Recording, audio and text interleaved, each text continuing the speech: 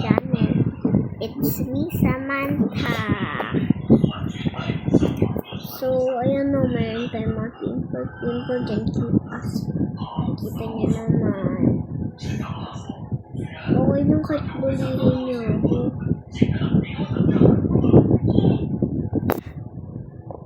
Okay lang kahit bulihin niyo. Basta, huwag niyo lang akong ipaban. Kasi kaganina nung paganina naban ako sa Roblox. Kasi may nangiinis sa akin. Tapos sinabihan ko din mga kakainis.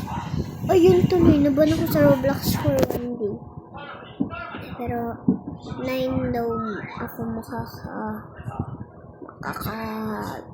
pag Roblox.